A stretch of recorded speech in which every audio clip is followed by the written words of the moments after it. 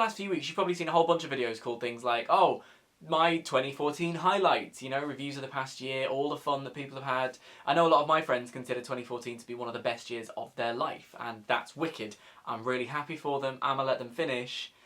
My 2014 sucked. I mean, don't get me wrong, I did have some highlights, and as highlights go, they were pretty fucking high. I went to Sitsi, I performed at Reading and Leeds Festival, I went to 3 movie premieres, and I met Kylie bloody Minogue. I mean, those are highlights. But also, it sucked a bit. There was an overarching suckdom to 2014. Now, there's a number of reasons I've come to that conclusion, and I don't want to go into them too much, because a few of them are quite personal, and I don't want to share. I don't want to overshare. We all know that guy. I don't want to be that guy. Stuff I do want to talk about, though, the things I want to get off my chest, they're kind of professional things. Towards the end of last year, I got a lot of asks on Tumblr saying things like, you haven't acted in the past year, you don't even want to be an actor anymore, you must not want to act. Acting is all I've ever wanted to do. It's the one thing I think I'm really, truly good at. But it's a really difficult industry to get into. Parts don't grow on trees, and casting directors aren't just kind of wandering around shopping centres giving out auditions willy-nilly. So when you read those words that someone has not only thought, but they've written down and sent to you, anonymously, by the way, tacky, it physically hurts. Obviously, I want to be an actor. It frustrates the hell out of me that I've not made it yet.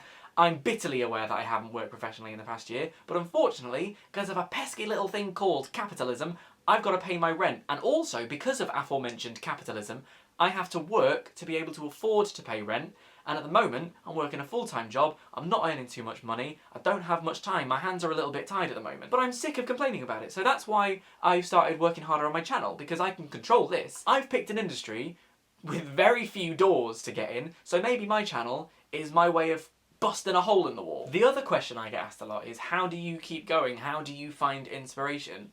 Well, the answer to that one is pretty easy.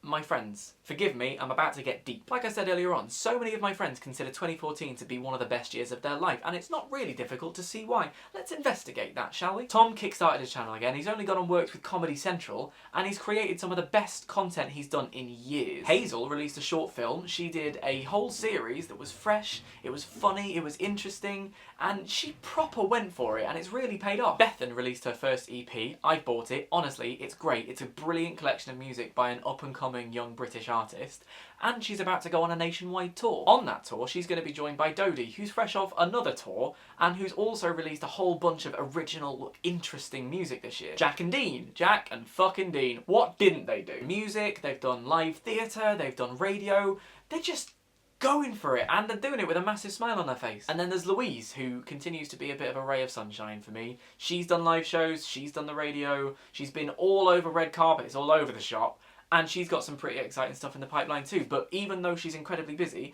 she's always got time to lend an ear when I've got a bit of a rant to do. And that's just some of them. There are loads of them. Sometimes things can get really fucking dark, and you can't help but think, there's no hope, there's no good in the world, what's the point in even trying? And when that happens to me, I just look up, and I look at my friends, and I see all the incredible things that they're doing, and it inspires me, because they work so hard. I'm really proud of them. They're just such great people, and they've earned everything they've got, and they continue to push themselves. They have downtimes too, but when that happens, they just kind of grit their teeth, they get on with it, and they host a show on Radio 1, for Christ's sake. That's where I find inspiration, and that's what makes me want to work harder. And that is why I reckon, if I can help it, 2015 is going to suck a whole lot less.